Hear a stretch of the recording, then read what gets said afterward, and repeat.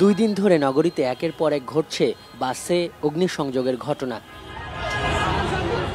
গভীর রাত, ভোর কিংবা দিনে দুপুরে এভাবে যাত্রীবাহী ও শিক্ষা প্রতিষ্ঠানের বাসে আগুন দিচ্ছে কে বা কারা।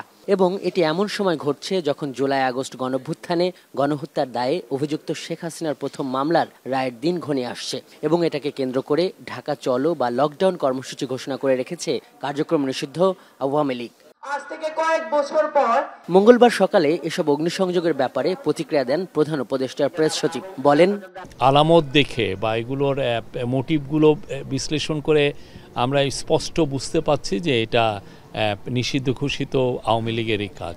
আওয়ামী লীগের আপনি জানেন যে এরা তাদের অ্যাক্টিভিটিস ব্যান করা হয়েছিল আন্ডার দ্য কান্ট্রিজ টেরোরিজম হয়, এবং তারা এই কাজগুলোর মাধ্যমে প্রমাণ করছেন এই যে কেন তাদেরকে সবাই ফ্যাসিস্ট বলে এবং কেন তাদেরকে আসলে এই ব্যান করা হয়েছিল। সচিবালয়ে নিয়মিত আইন শৃঙ্খলা বিষয়ক উপদেষ্টা পরিষদ কমিটির সভায় গুরুত্ব পায় একই ইস্যু। স্বরাষ্ট্র মন্ত্রণালয়ের উচ্চ পর্যায়ের এই বৈঠক শেষে উপদেষ্টা জানান, যারা বিভিন্ন জায়গায় আগুন দিচ্ছে তারা দুষ্কৃতিকারী, তাদের ব্যাপারে কঠোর অবস্থান রয়েছে সরকারের। 13 তারিখের ঘটনা নিয়ে এই ক্ষেত্রে আইন শৃঙ্খলা বাহিনী কিন্তু একটা শক্ত অবস্থান নিয়েছে।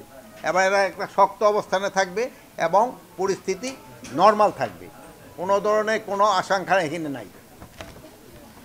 আর সন্ত্রাসীদের কোনো ধরনের ছাড় দেওয়া হবে না, কোনো সন্ত্রাসীকেই কোনো ধরনের ছাড় দেওয়া হবে না।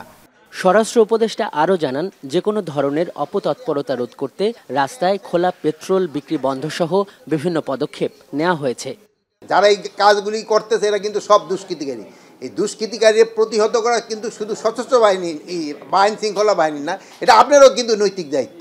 এইগুলি ক্ষেত্রে আপনারও একটু আগে আসবেন, কাউকে সন্দেহভাজন মনে হলে সাথে সাথে আইন শৃঙ্খলা বাহিনীকে জানানো।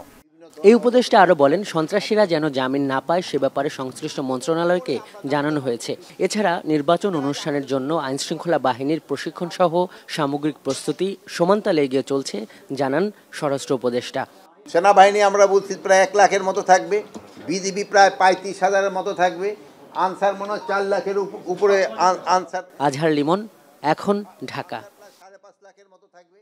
তারপরে কালার এক্সপার্ট, জর্জ স্যাপ এবং মাইল্ড অন হ্যান্ডস টেকনোলজি সমৃদ্ধ অরিক্স ক্রিস্টাল ওয়াশ আপনার লন্ড্রি এক্সপার্ট।